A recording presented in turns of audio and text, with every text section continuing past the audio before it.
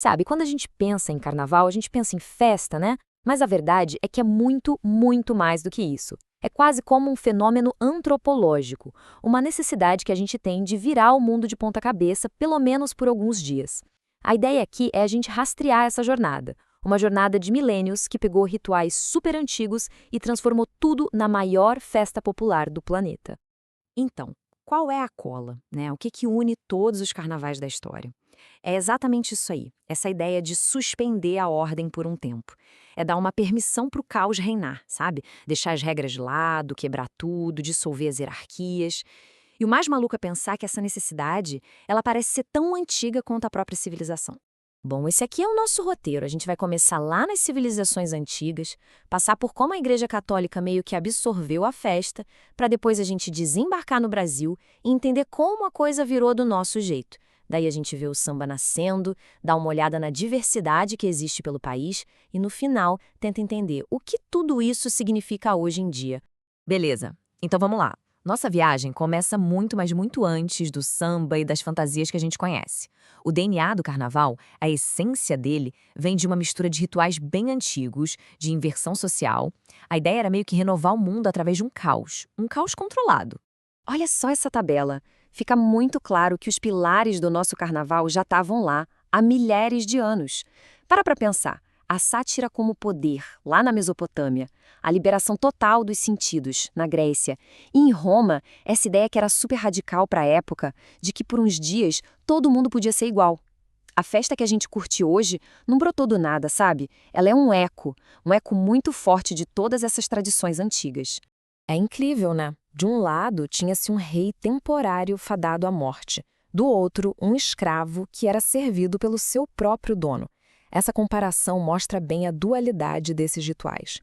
Lá na Mesopotâmia, a inversão era um sacrifício para proteger o poder estabelecido. Já em Roma, era uma festa, uma celebração da liberdade. E essas duas ideias, a da crítica e a da utopia, elas estão vivas no carnaval até hoje. Ok, agora vamos dar um salto no tempo. A gente vai ver como essa festa pagã foi parar dentro do calendário cristão. A Igreja Católica, muito esperta, percebeu que não dava para simplesmente proibir esses rituais, eles eram populares demais. Aí veio a ideia estratégica, né? Aquela máxima: se não pode com eles, junte-se a eles. E aqui está o pulo do gato. A igreja foi tão cirúrgica, tão estratégica, que até o nome da festa entrega a nova função dela. Carnaval vem do latim carnis levale, que quer dizer se afastar da carne. Ou seja, eles basicamente criaram um período oficial para a galera extravasar, cometer todos os excessos. Justamente para marcar o início do contrário, a quaresma, que é um tempo de jejum, de espiritualidade. Essa jogada de ressignificar a festa foi genial, simplesmente genial. De repente o caos tinha um propósito cristão. A festa não era mais só uma coisa pagã, antiga. Agora ela era uma parte importante, necessária do calendário da igreja. Era tipo a grande despedida coletiva dos prazeres da carne antes de entrar num longo período de penitência. E claro, tinha a função política por trás, né? Na Europa medieval, o carnaval virou uma ferramenta de controle social. Pensa bem, as máscaras permitiam que o povão e os nobres se misturassem, que o poder fosse zoado, criticado, sem que ninguém soubesse quem era quem. Essa liberação controlada de tensão social acabava ajudando a manter a ordem no resto do ano. Era uma válvula de escape. Pois é. E foi exatamente essa versão europeia, já com o selo da igreja, que veio parar aqui no Brasil com os portugueses. Só que o nosso carnaval não começou com aquele glamour todo de Veneza, não. Longe disso. Começou com uma coisa bem mais brutal, digamos. Uma prática popular chamada entrudo. Olha só essa evolução, é fascinante. O carnaval brasileiro nasce no caos total do entrudo, na rua mesmo. Aí ele leva uma pancada da elite, que reprime com força, mas ele resiste e começa a se organizar, a ganhar música. Daí pra frente é a história que a gente conhece. Nascem as escolas de samba, o governo percebe o potencial e abraça a causa, e no fim, tudo vira essa indústria gigantesca do entretenimento. É uma jornada em tanto, né? É até difícil de imaginar hoje em dia, mas o bisavô do nosso carnaval era basicamente isso aí. Uma guerra de rua onde a regra número 1 era sujar todo mundo. O tal do limão de cheiro podia ser só uma brincadeirinha com um perfume ou podia ser um ataque bem nojento mesmo. Era a inversão social na sua forma mais crua. Todo mundo podia literalmente jogar lama um no outro. Bom, Com o intrudo sendo reprimido, o povo teve que se virar, né? Encontrar outros jeitos de fazer a festa. E foi justamente das comunidades negras das periferias do Rio de Janeiro que nasceu a maior revolução do carnaval brasileiro, a invenção da escola de samba. Dá uma olhada nessa linha do tempo, é impressionante. Em pouco mais de 50 anos, o samba deixou de ser uma batucada que a polícia perseguia para virar um tesouro nacional. O pontapé inicial foi com a Deixa Falar, lá em 28, que organizou a bagunça e criou a base do desfile.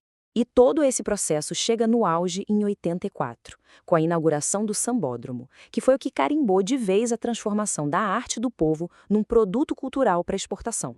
Mas é claro que o Brasil, com esse tamanho todo, não ia ter um carnaval só, né? Enquanto o Rio de Janeiro estava lá, desenvolvendo todo esse espetáculo das escolas de samba, outras regiões do país estavam criando as suas próprias festas. Festas tão poderosas quanto, mas com identidades completamente únicas. Se a gente for para Pernambuco, por exemplo, a festa é na rua, é no chão. O frevo, nossa, o frevo é pura energia, é uma dança que mistura luta e celebração. Aí tem o maracatu, que é a ancestralidade africana na veia, desfilando com toda a realeza que a história tentou negar. E o que falar do Galo da Madrugada? É a prova viva da força do carnaval de rua. É gente que não acaba mais, uma massa humana movida pela música. Já na Bahia, a Bahia trouxe para o carnaval a tecnologia e a política. A invenção do trio elétrico lá nos anos 50 foi uma revolução. Democratizou a festa, levou a música para onde o povo estava. E depois, nos anos 70, vieram os blocos afro, como o Ilê-Aiê, o Olodum. Eles pegaram o carnaval de Salvador e transformaram num ato de resistência, criando o samba reggae para ser a trilha sonora da luta por igualdade.